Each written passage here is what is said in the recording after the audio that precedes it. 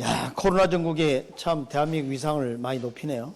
LA 지금 우리 한민 LA 타운, 우리 한인 타운이 있죠. 전에 우리 92년도인가요? 그때 LA 폭동이 있었지 않습니까? 갖고 막 자경단 구성해서 우리 한인 타운 막 지키고 그랬었는데 이번에는 그때는 어땠냐면 LA 경찰들이 한인 타운 말고 그 백인들 지역만 막 지켰어요. 그러다 보니까 우리가 살아남으려고 스스로 지켰던 거죠. 근데 이번에는 LA 경찰이 한인타운에 먼저 지금 진출해서 보호를 하고 있다는 겁니다. 아니, 한인타운을 먼저 지키고 있다는 게 웃기지 않아요? 그러니까 예전처럼 그 흑인 폭동이 일어나면 되게 이제 타겟이 한인타운 그 중간에 길에 길목이 있다 보니까 자꾸 그거 못 살게 구나 봐요. 뉴스를 좀 보고. 자, 이제 85페이지 개발권 양도제도 좀 보도록 하겠습니다. 지금 이 제목이 개발권을 뭐 하겠다고요? 양도할 수 있도록 하겠다. 근데 그 개발권은 우리가 개발한다 그러면 토지에도 무엇을 막 쌓는 거 아닙니까? 용적, 오케이? 그래서 용적률 이양제, 이양은 넘긴다는 이야기죠. 그래서 예전에 이제 과거 서울시에서 용적률 이양제 그래가지고 이것을 한번 시도한 적이 있었어요. 한번 관심을 좀 가졌던 적이 있었는데 혹시 이제 그 용어를 쓸까봐 그 적어놓은 것뿐이고 지금은 여전히 많이 쓰이는 표현이 뭐예요? 개발권 양도제도. 자, 이것은 뭐 기본 틀이 아주 간단합니다. 일단은 뭐 이것은 정부가 직접 간접 개입 이런 게 아니에요. 토지 이용 규제의 일환으로 볼 수가 있습니다. 이것은 자 어떻게 하냐면 보전 지역, 특히 이제 문화재가 있거나 뭐 이런 지역들이 문제가 뭐냐? 그냥 놔두면 이 문화재가 사라질 수 있다는 겁니다. 여러분이 강남 한복판에 오래된 고택을 가지고 있다. 문화재적 가치가 높아. 양식이나 역사적으로 봤을 때. 그런데 만약에 땅값이 평당 막 몇천만 원씩 오르면 그걸 유지할 이유가 없어. 허물고 그냥 빌딩 짓는 게 낫지. 그러니까 이 문화재가 막 그냥 사라져버릴 가능성이 있단 말이에요. 그러면 그것을 문화재로 지정하거나 등록하도록 하게 되면 호텔을 못 짓는 거죠. 그러면 그 토지 소유자, 문화재를 보유한 자는 왠지 손해를 보는 것 같은 느낌이 든단 말이에요. 그러니까 이거 진퇴양난이야. 근데 이런 방법을 취하는 겁니다. 예를 들어서 보존과학이다. 이렇게 한번 해볼게요. 항상 보지만 하여가 그림을 못 그리는 건 아니야. 이렇게. 저 이런 것도 하나 달아볼까요? 이렇게. 자, 문제는 뭐냐면 이걸 허물 수 없다는 거 아니에요? 그러다 보니까 문제가 이거예요.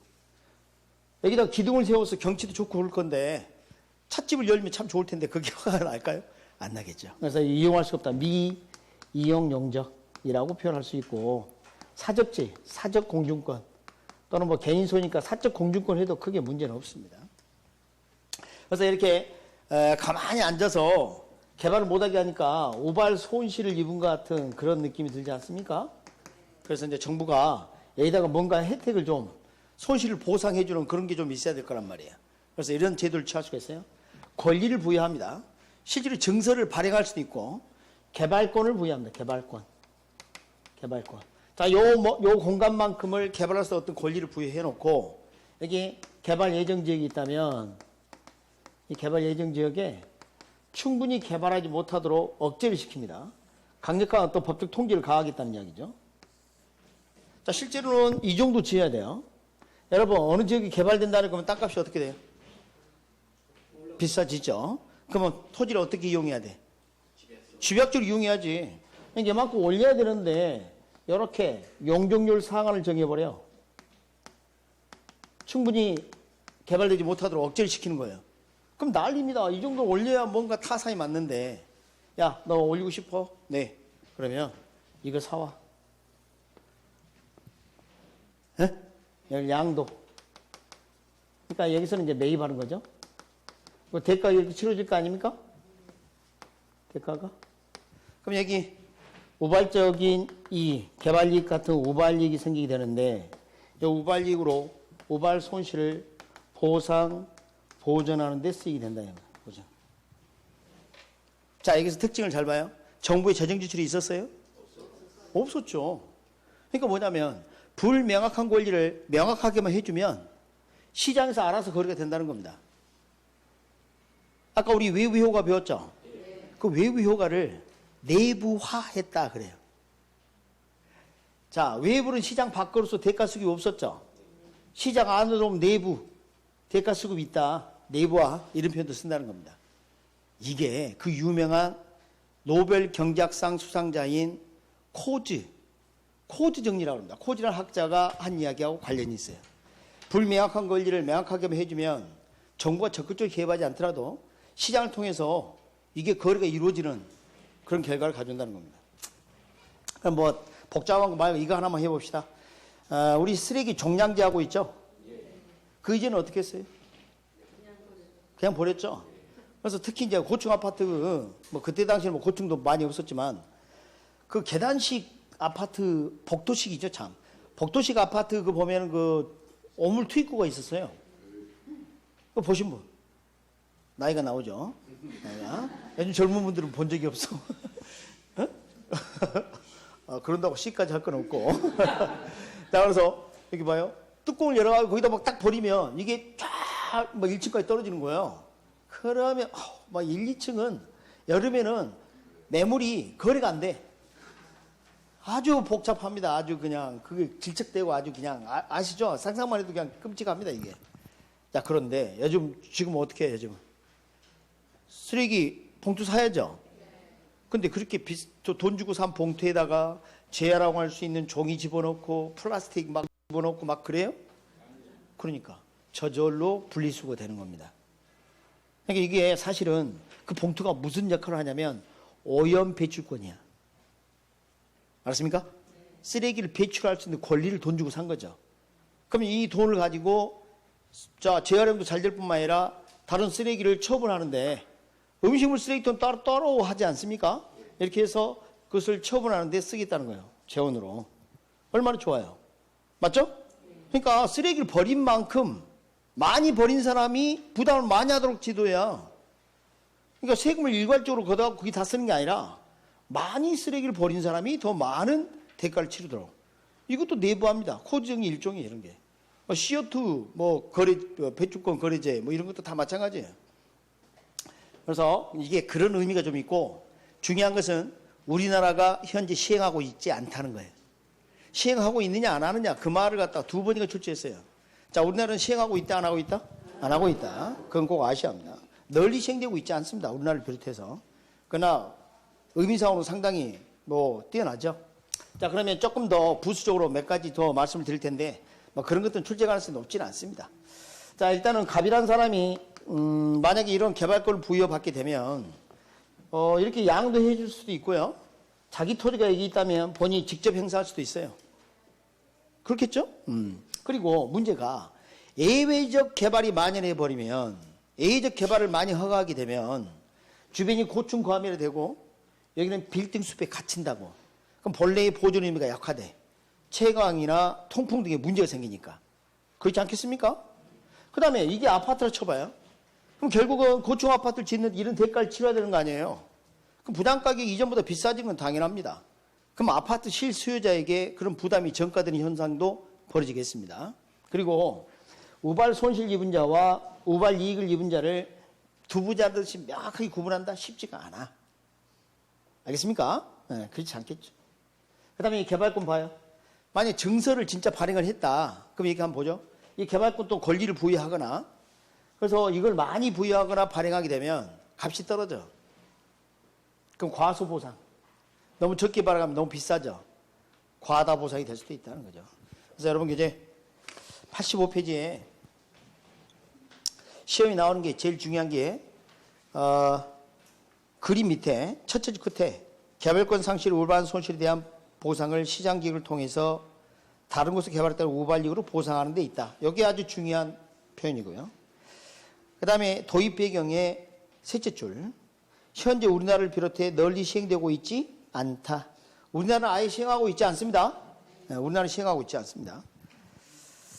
그 다음에 내용과 절차 중에서 2번. 추가적인 공적 자금 투입이 필요 있다 없다?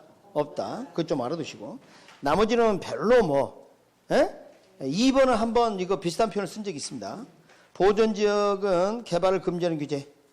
개발지역에서 개발권 없이 토지를 집약적으로 이용할 수 없도록 하는 개발행위의 규제. 그러니까 법적 규제가 양쪽이 강력해야 돼요. 그게 통제가 안 되면 이건 실효성이 없어요. 그죠? 넘겨보시면 문제점을 제가 말씀을 드렸어요. 거기 다 나와 있죠? 4번까지 말씀을 드렸어요. 근데 5번 한번 봐봐요. 뭐라 되어 있나? 토지를 소유한 자와 소유하지 못한 사이에 발생한 형평성 문제를 근본적으로 해결하지는 못합니다. 여러분, 저것도 가진 자가 저런 개발권 받는 거 아니에요? 없는 사람은 아무런 거 뭐 상관이. 그래서 그것은 뭐 크게 뭐 강조할 내용은 아니다. 이렇게 볼 수 있겠습니다. 자, 이제는 용어 공부를 좀 합니다. 아까 제가 개발부담금 이야기를 했는데, 그것은 개발부담금, 개발이익을 환수하는 하나의 방법 수단이고, 구체적인 이제 개념이 86페이지 좀 있어요. 한번 보도록 합니다. 개발이익 환수 제도가 있습니까? 네. 자, 이 개발이익은 왜 환수해야 한다고 그랬죠? 그렇지, 불로소득. 그렇죠? 불로소득입니다. 이거 사회적으로 환수해야 합니다. 네가 노력이 아니니까. 근데 이걸 환수 안 하면 어떻게 해요? 그 이익을 얻기 위해서 투기가 만연해질 수가 있다니까. 투기를 하더라도 초과이익을 얻을 수 없다는 사실이 널리 팽배하게 알려지면 누가 그걸 투기를 하겠습니까? 다 정보 뺏어가 버리는데. 그렇지 않겠어요? 네, 그런 효과가 좀 있고. 나머지는 읽어보시고. 2번 들어가 봅니다. 클라크의 개발이익 환수 방법이라는 게 있죠? 출제가 한 번 되긴 했는데, 예전에 이제 오지선다로서 제목만 이렇게 출제를 했어요. 근데 내용을 출제할 수도 있기 때문에 한 번 들으면 돼요, 이건. 한 번. 자, 우리 기본서에 없는데 출제가 됐기 때문에 한 번 들으면 된다.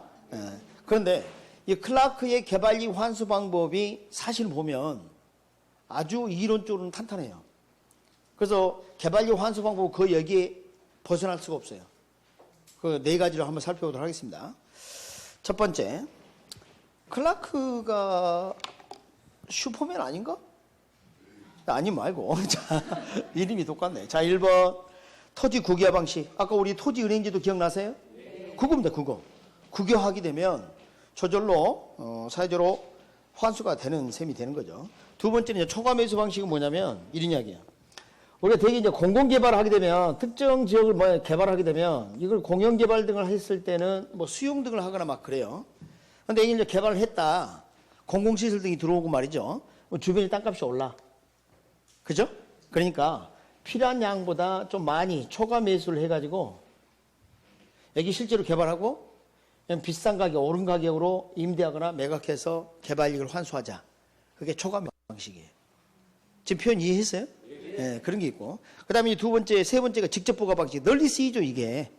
아까 우리 개발 부담금 징수하는 거, 그게 이제 직접 부과 방식의 하나의 형태입니다. 그래서 이런 것들이 이제 직접 부과 방식이고, 그 다음에 상세 방식이 조금 주의를 해야 합니다. 이 상세 방식이 뭐냐면 이래요. 어떤 사람이 토지를 이렇게 가지고 있었어요. 갑이라는 사람이.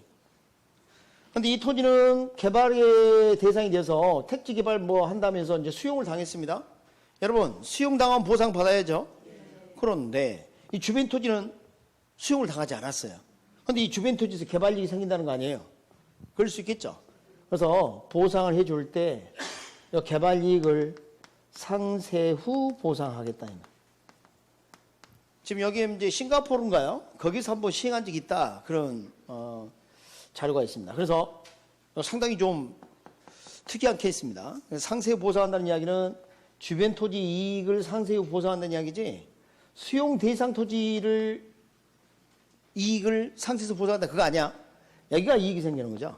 그래서 이제 뭐 장난을 좀 칠 수 있어서 거기 보니까 뭐로 되어 있습니까? 4번에 수용당하는 토지 소유자의 수용 대상 토지 지역이 토지가 아닌 주변 토지 발생하는 이렇게 되어 있죠? 이렇게. 전에는 이제 그 종류를 물어봤어요. 이거 말고 다른 거 엉뚱한 걸 하나 썼거든요.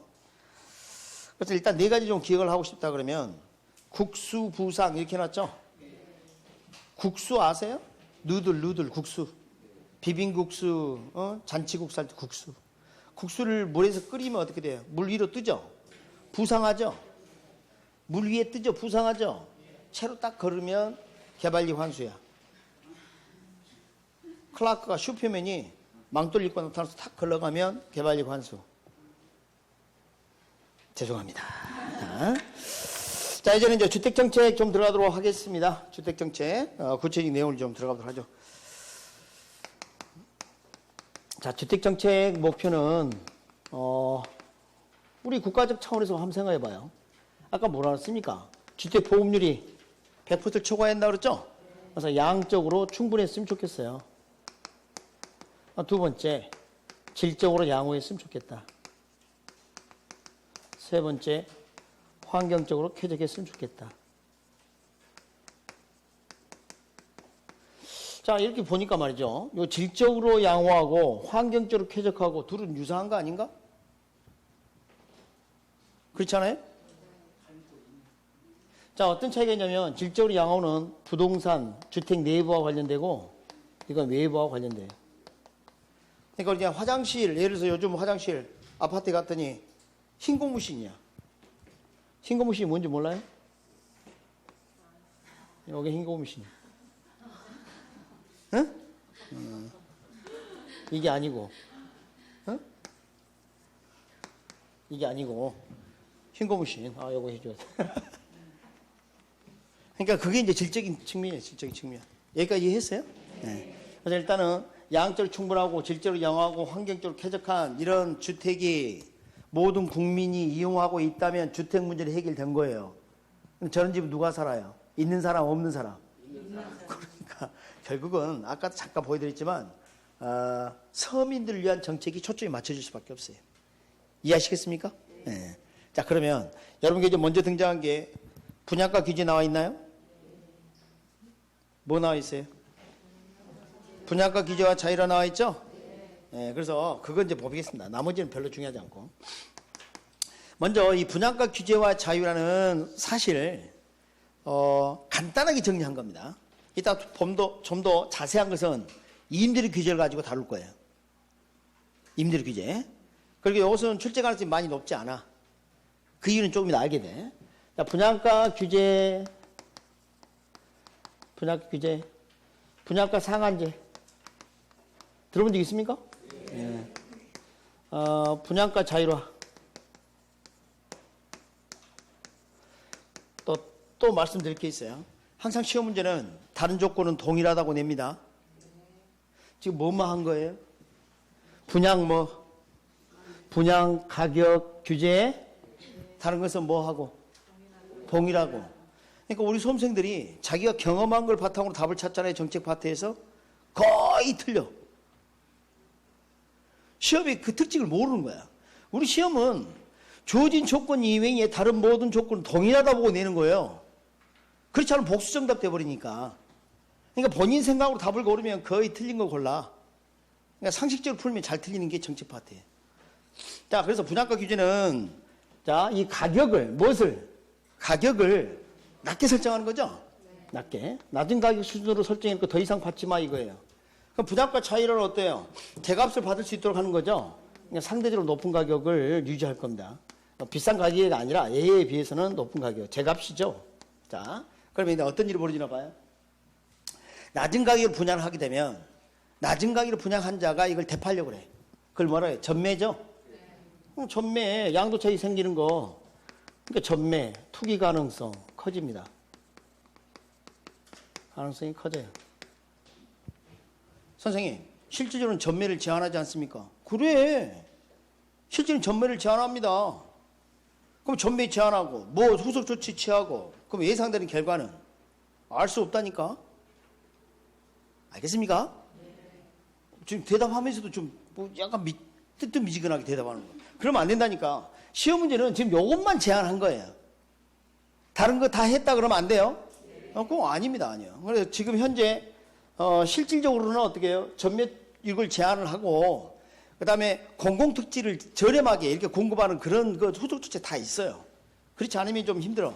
아닌 경우도 있지만 그래서 그런 것은 일정하다 봐야 돼요. 그럼 봐요. 한번 생각해 봅시다.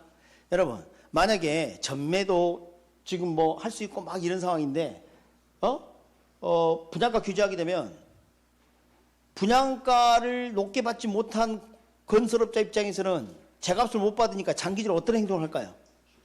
아니 사는 사람은 유리하지. 근데 공급하는 사람 입장에서는 제값을 못 받으니까 수익세가 악화되죠. 여러분 입장에서 건설업자는 공급 늘리겠어요? 아니죠. 공급을 줄이죠. 신규주택은 공급을 줄입니다. 그다음 질이 어떻게 돼요? 좋아지겠죠, 당연히. 전에 갈 때 그 중국에 아파트가 무너졌는데요. 기울어졌는데 봤더니 대나무를 꼽았다는 거 아니에요? 철근 대신에? 실제로 대나무가 나왔다니까. 야, 대륙의 클래스. 아, 참. 정말 대단해요. 아, 그 사람들 진짜 왜 이렇게 사람들이 그렇게 되나 몰라. 막 쌀을 팔았는데 봤더니 플라스틱으로 만든 쌀을 팔질 않나. 응? 화공약품으로 해가지고 계란, 가짜 계란을 만들질 않나. 우리 먹는 거하고 좀 안 그랬으면 좋겠어요. 그죠? 응? 제발 나는 중국이 제일 쉬운 게 그거야. 다른 건 좀 뭐 공산품 뭐 부서지고 뭐 하자 있고 그런 건 다 좀 참을 만한데 먹는 건 좀 안 그랬으면 좋겠어. 여하튼 간에 신규주택 질도 저하되고 신규주택이 이게 신규주택이 공급 질도 만약에 신축주택이라든가 이런 것들이 이렇게 된단 말이죠. 그러면 이제 어떤 일이 벌어지냐? 세 번째, 기존 뭐 중고 재고 주택은 어떻게 될까요? 가격이 여러분 생각에 지금 새 주택이 공급도 많이 안 되고 질도 저하되면 기존 주택 가격이 어떻게 될 것 같아요? 상승하겠죠. 이 주택은 누가 사는데? 서민들이 살죠. 서민의 주택난은 심화된다니까요. 심화. 여기 결론이에요. 자, 서민들이 위한 정책이 아니잖아요. 그렇지. 그러니까 후속 조치가 있는 거예요. 그래서 서민들이 위한 정책이 되게 하기 위해서. 아시겠죠? 근데 시험 문제는 뭔만 규제한다고 봐? 분양가만 규제했다고 보고 낸다니까요. 그러니까 우리에게 출제 가능성이 높지가 않은 이유가 사실 돈 한 푼 없는 사람이 분양주택을 분양받는다? 싸게라도 쉽지가 않아요. 수도권은 말이죠.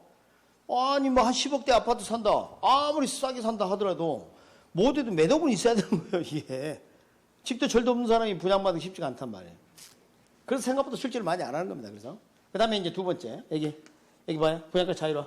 상대적으로 비싸게 분양받아서 더 비싸게 되팔기 쉽지 않겠죠. 그래서 전매 투기 가능성이 적다는 거 아니에요? 그 다음에 두 번째, 공급은 정상적으로 이루어집니다. 질도 뭐 유지할 수 있고요. 제값을 받을 수 있어요. 그런데 아파트가 대형화 추세로 흐를 수가 있어요. 여러분, 그 자율화를 하더라도 약간 억제시키는 게 단지 내의 평수가 작은 서밀에 맞는 그런 임대주택 같은 걸 공급하도록 제약을 많이 한단 말이에요. 그래서 자율화긴 자율화인데도 불구하고 약간씩. 그래서 뭐 이런 게 문제라고 해요. 자, 아까 우리 이런 걸 배웠어요. 하향여과. 여러분, 내가 아파트 살고 있는데 이게 노후돼서 수도꼭지 농물 나와. 그럼 이쪽으로 이사 가겠죠? 고소득층이. 그렇죠? 그럼 자기가 살던 집은 어때요?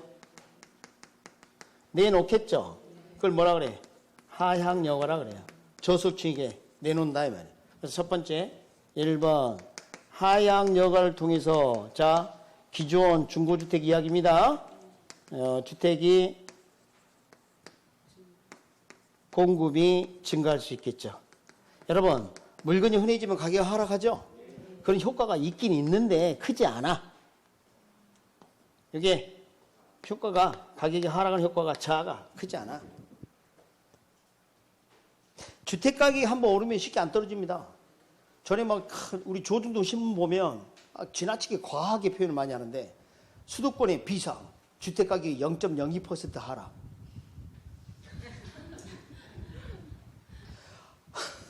(2%도) 아니고 0.02%.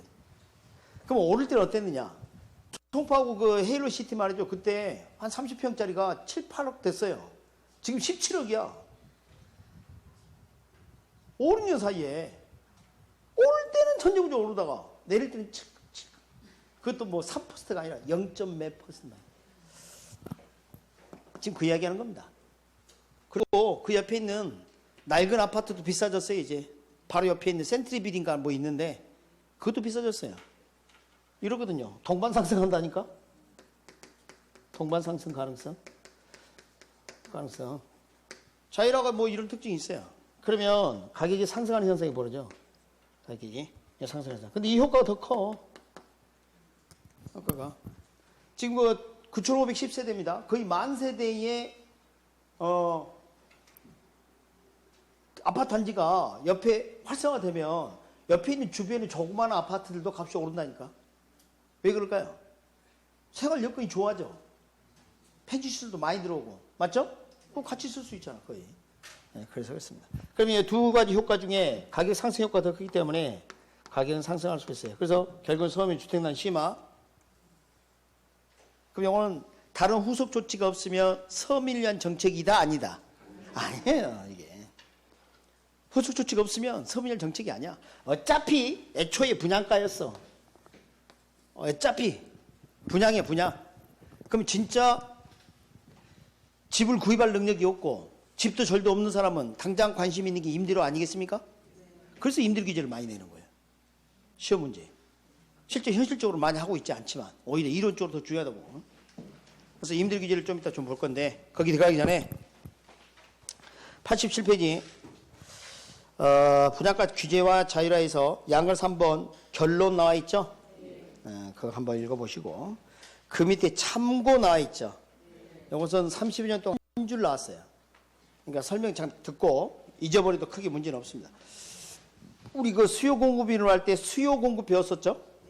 그러니까 주택 수요가 구입할 능력이 있는 자, 시장에서 물건을 구입할 능력이 있는 자와 관련된 걸 뭐라 그래? 주택 수요 그래요. 근데 여러분이 평소 쓰는 표현 중에 이런 표현이 있습니다. 이번에 어디 여행 가야 되는데 경비가 얼마 소요될 것 같아 이런 표현 쓰죠. 그때 영어로 needs를 씁니다. 필요로 하는데 구입 능력이 없는 자를 주택 소요 계층이라고 그래요. 주택을 필요로 하는데 구입 능력은 없어. 그럼 이들은 어떻게 해야 돼요? 정부가 정책상 정치적 의사결정을 해야 되겠죠. 정치적 기능을 해서 뭔가 해줘야 되겠죠. 네, 그래서 수요하고 소요는 생긴 게 비슷하게 생겼지만 사실은 다르다.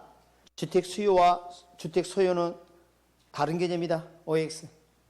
오, 그게 출제된 지문이에요. 그게. 그리고 그대로 나온 적이 없습니다. 그래서 일단 용어 정리 좀 해주시고 그 다음에 거기 보면 추가학습에 선분양하고 후분양 이야기 나와 있습니다. 여러분 지금 우리 아파트 시장은 선분양이 대세예요? 아직까지 후분양이 대세예요? 선분양이 대세죠. 자, 그러니까 여러분 많이 알고 있는 이야기입니다. 근데 만약에 후분양을 하면 어떤 일이 벌어질까요? 자, 여러분이 선분양했을 때 분양가격, 계약금 내고 뭐 중도금, 잔금 이렇게 숫자 내주잖아요. 그죠? 그럼 그걸 가지고 건축비로 이걸 사용할 수 있었단 말이에요. 근데 만약 후분양하게 되면 어떻게 돼요? 일정 수정 완성된 다음에 분양을 해라는 거 아니에요? 그럼 그 전까지 어떻게 해야 돼요?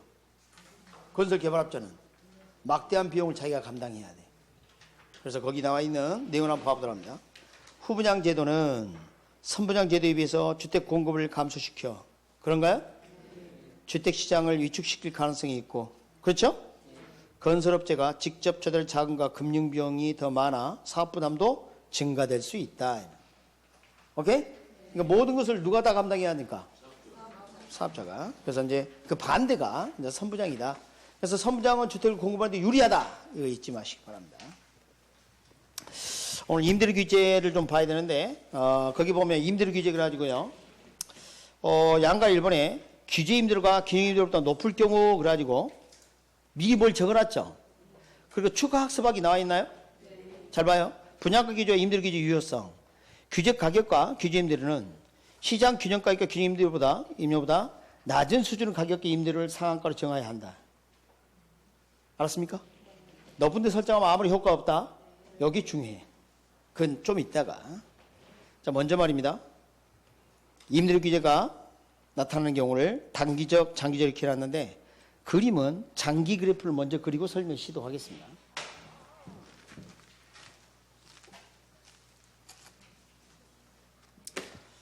자, 임대료 규제는 직접적 규제, 직접적 개입이에요? 간접 개입이에요?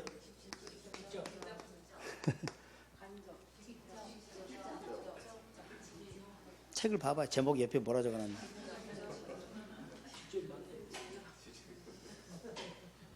아까 어머니 어린 풀장에서 뭐 했어요? 그 그림 안 떠올라요? 안 떠올라? 떠오르게 해줄게. 떠오르게. 요 그림이에요. 요 그림. 자, 임대를 합시다.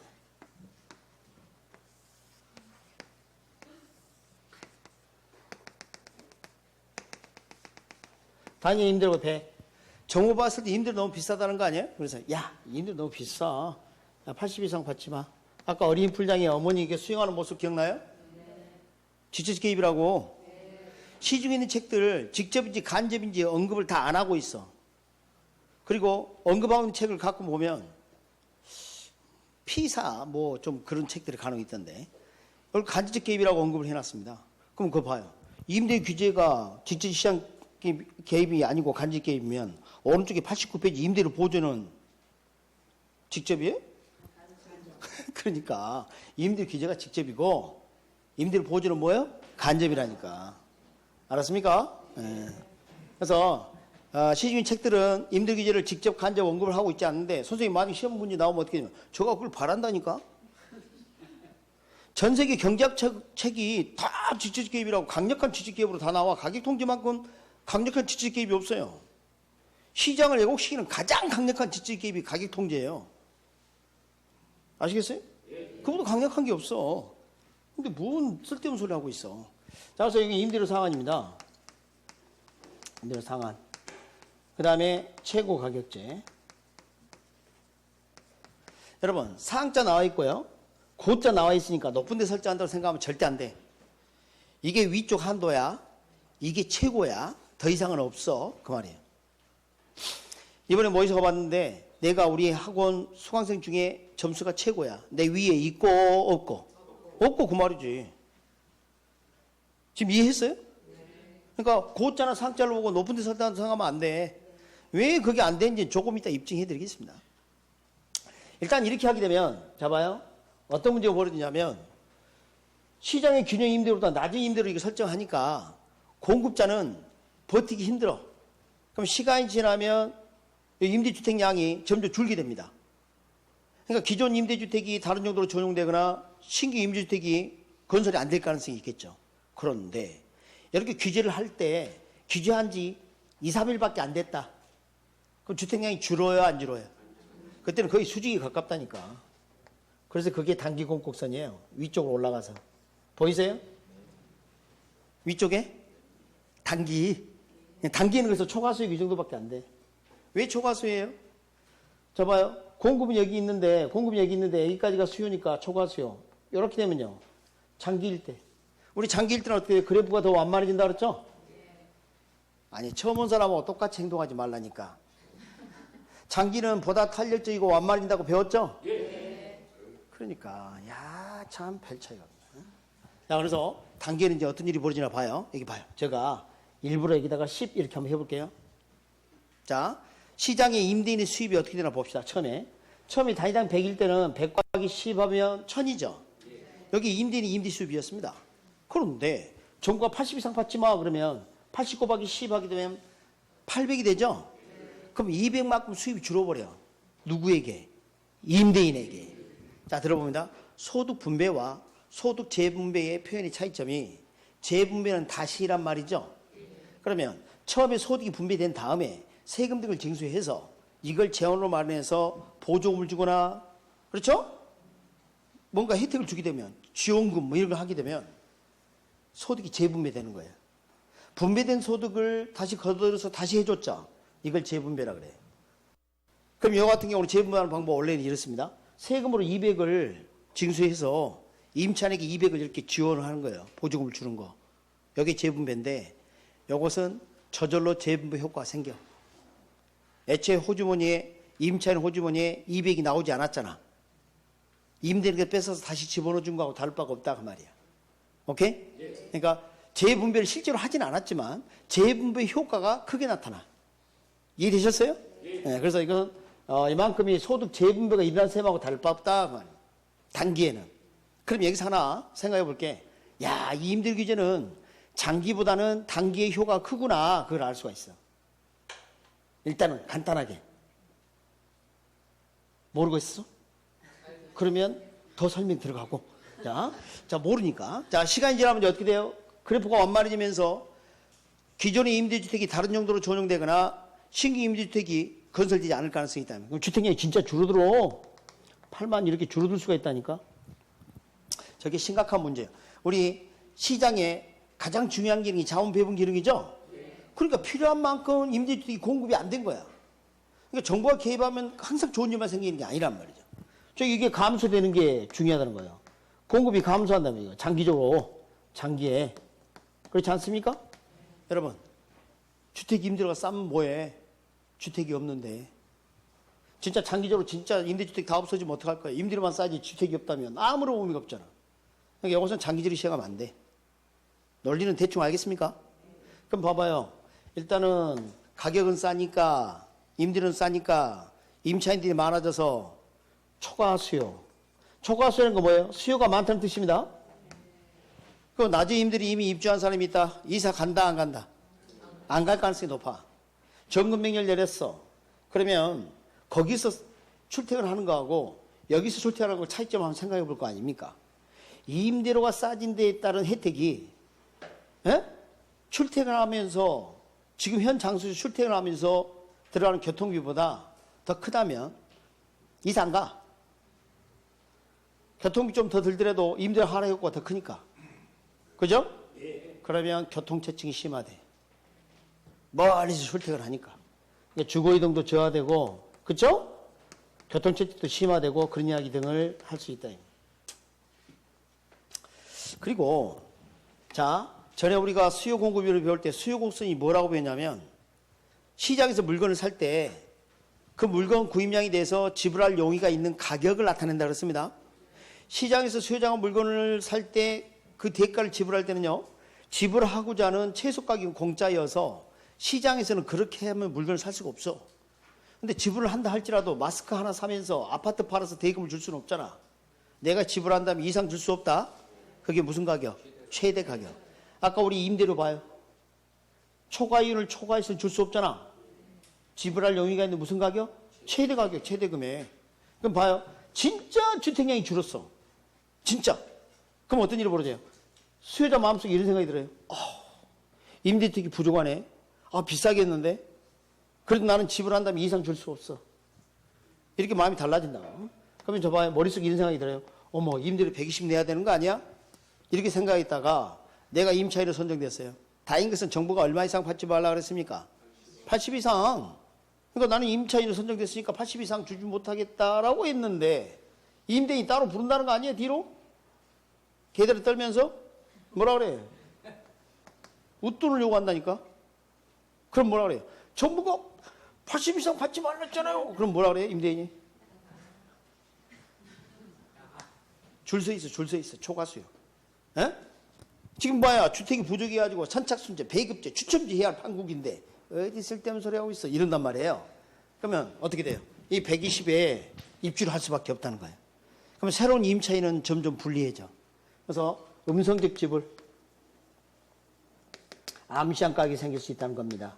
괜히 누가 시장에 개입해서 임대료 100 내고 살 수도 있었는데 비록 비싸지만 이제는 120 내고 살아야 할 꼴이 됐어. 그러니까 이런 것은 장기적으로 시행하면 안 된단 말이야. 맞습니까? 공적 마스크도 1,500원으로 장기적으로 하면 안 돼. 10년 동안 해버리면 끝장이야. 마스크 산업은 다 피폐해질 거란 말이죠. 그죠? 그러니까 이런 것도 장기적으로 하는 거 아니다. 여기까지 되십니까? 네. 자, 이제는 이렇게 합니다. 봅니다. 만약에 정부가 이렇게 했다. 야, 140 이상 받지 마. 이렇게 했어요. 정부가. 지금 시장에서 얼마 거래되고 있는데? 100. 그럼 이제 어떤 일이 벌어지냐 이 말이에요. 자, 편의점 사장이 와가지고 알바생한테 야, 그 물건 그거 얼마에 팔고 있니? 그랬더니 예, 사장님 100원에 팔고 있는데요. 그거 140 이상 받지 말아라. 이랬어요. 그럼 알바생은 얼마에 팔아야 돼요? 100원에 파는 거지, 100원에. 그럼 뭐라 그래요? 아니, 지금 사장님, 저가 알바하고 있으니까 저를 뭐 을로 보십니까? 갑질하십니까? 그런단 말이에요. 이해하시겠어요? 효과가 생기려면 저 위쪽에서는 140원 이하로 받지 말아라. 그래야 효과가 생겨. 다시 말하면 노동 공급자가 임금을 받는데 대가를 높은 데 설정하고 그 밑에 내려가지 마라. 이게 최저임금제예요. 그러니까 최저임금제는 높은 데 설정해서 내려가지 마. 이런 때 효과가 있는 거고 밑에서 내려가지 마. 그러면 효과 없어. 아니 임금 지금 100만 원 받고 있는데 80만 원 이하로 주지 마. 그럼 뭐라 그래? 100만 원 받고 있다니까? 이런단 말이야. 이해하셨어요? 그러니까 최고 가격제는 낮은 데 설정의 의미가 있고 최저 가격제는 높은 데 설정의 의미가 있는데 최저 가격제는 최저임금제밖에 없어. 사실 여러분이 아는 게. 그럼 우리 시험 과목이 지금 부동산학개론이요, 노동경제학이에요. 근데 무슨 최저임금 문제를 공부를 하냐고. 그죠? 자, 이위 쪽에는 아무리 효과가 없고요. 심지어는 초과 공급도 아니라 사실 절대 잊어서는 안 돼요. 아무리 효과 없다니까. 그럼 여태 해야지 효과가 있죠? 여기다가 거기 그 임대료 상한 최고 가격 그 밑에다가 옆에다가 여 그림 있죠 여기? 옆에다가 뭐라 적냐면 요 그림에 지금 이쪽 부분에 여기 초과세로 적혀 있구만. 요 그림 찾았어요? 여기 최고 가격 옆에다 적어요. 낮은 곳에 임하소서. 빨리 적어요. 아멘. 기독교인들은 아멘까지 적도록 합니다. 카톨릭 신자도 적기도. 불교 신자는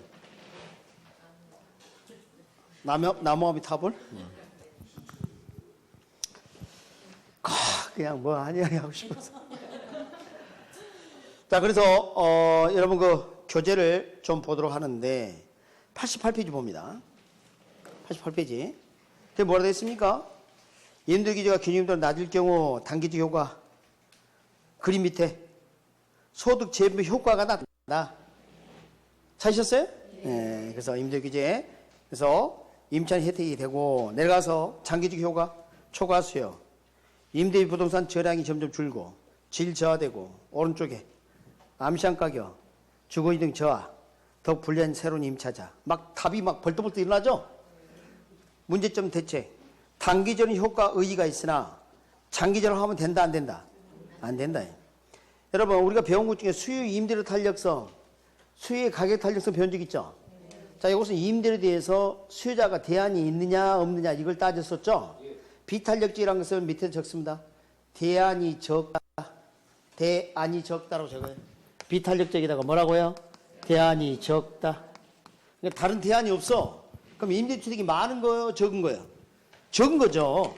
그럴 때 임대료가 비싸질 수가 있어요. 이때 정부 역할이 필요하다. Understand? 네. 여기까지. 자, 임대료 규제 정책까지만 오늘 좀 하겠습니다.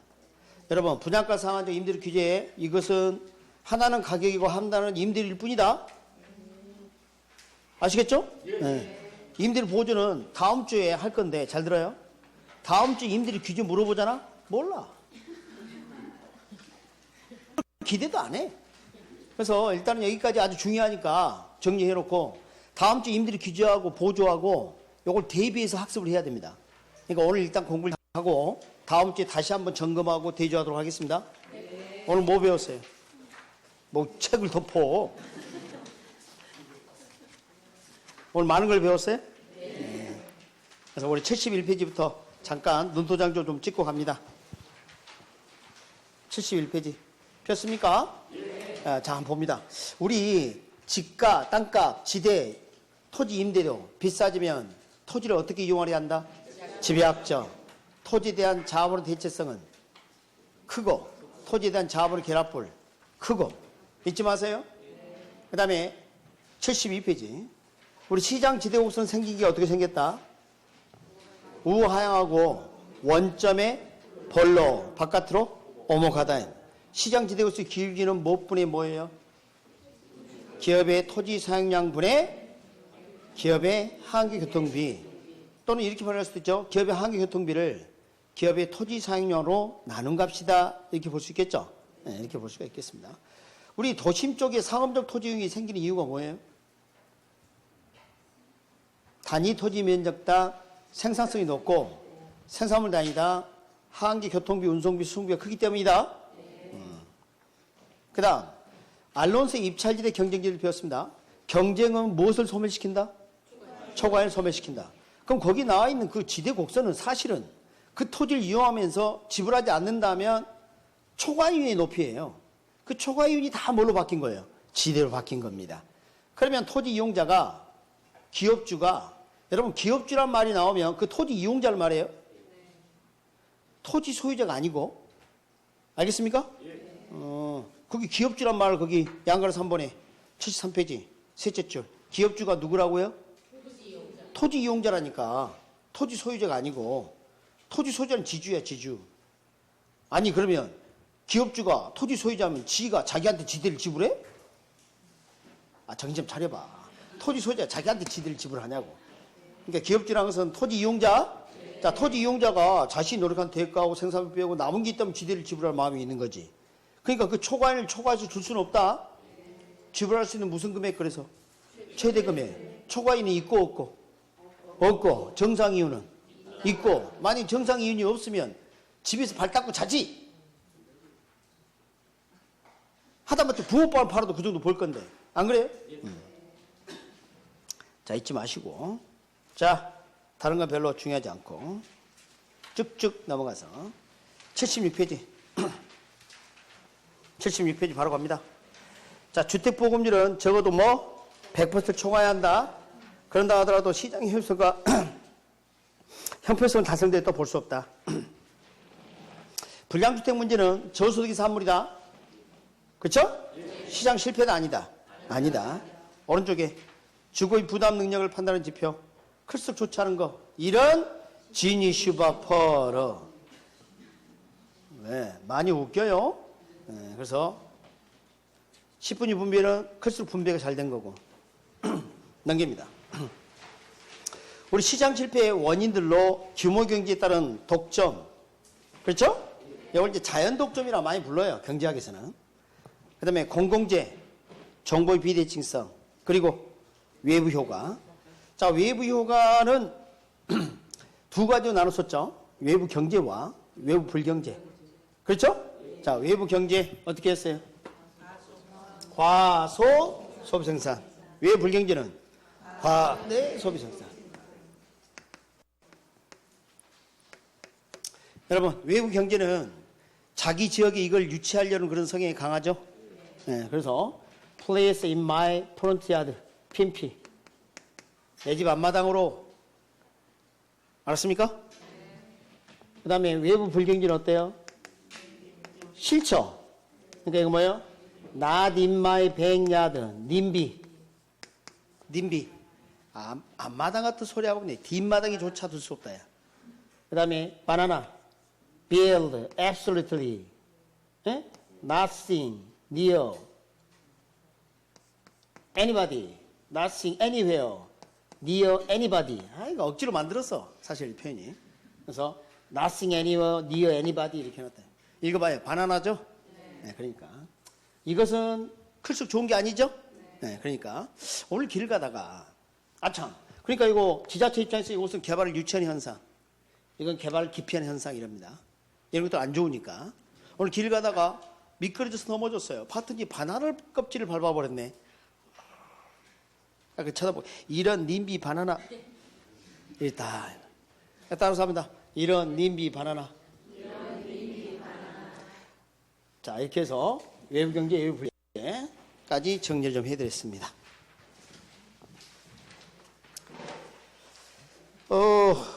그 다음에 정부가 이제 시장에 개입하는 방법들이 있었죠. 네, 그래서 토지 이용 기재 같은 경우는 소유권 변경을 초래하지 않는다. 외부 효과와 관련이 깊다. 잊지 마시고. 수요자는 공급자 역할을 하고 그 기능을 일부러 인수하게 되면 뭐? 직접 집계. 그렇지 않으면 간접 개입. 우리 용도 지역주 기재는 외부 효과 이야기가 요즘 등장을 많이 하니까 좀 조심해 주시고. 네, 그 다음에 사전적 독점이 문제다. 이건 출제 안 됐어요, 아직. 네, 언젠가 나옵니다. 그 다음에 또 뭐가 문제예요? 지역 간의 형평성 문제. 그 다음 뭐? 획일성. 그 다음 뭐? 경직성. 추가적으로 이런 이야기를 할 수 있더라. 토지은행제도, 토지은행제 단점 가장 심각한 게 뭐예요? 공공자유 보유 이런 상태가 되면 어떻게 돼요? 비공식 사실상 보유가 생길 수 있다. 개발권 양도제도 우리나라 시행한다 안 한다? 안 한다. 우발 이익으로 우발 손실을 보상하는데 시장 내로 끌고 들어온 겁니다. 시장 가격 기호를 통해서 이렇게 하게 되는 건데 정부 재정 지출이 있어요? 없습니다. 없습니다. 시장을 통해서 해결하겠다 이런 겁니다. 그 정도가 좀 중요하겠고 그 다음에 우리 클라크의 개발이익 환수 방법 뭐뭐 있었어요? 국수부상 이렇게 볼 수가 있겠습니다. 장기적으로 분양가 자율화가 좋아요? 분양가 규제가 좋아요? 분양가 자율화가. 임대 규제도 장기적으로 하면 안 되는 거죠? 네, 그래서 자 여기 봐요. 임대 규제는 낮은 데 설정한다. 높은 데 설정하면 아무리 효과 없다. 분양가 상한제도 마찬가지 낮은 데 설정해야 합니다. 아시겠습니까? 네, 그리고 이거 봐요. 음성적 지불 이런 것은 언제 생겨? 장기에 장기. 그러니까 장기적으로 해서는 안 된다.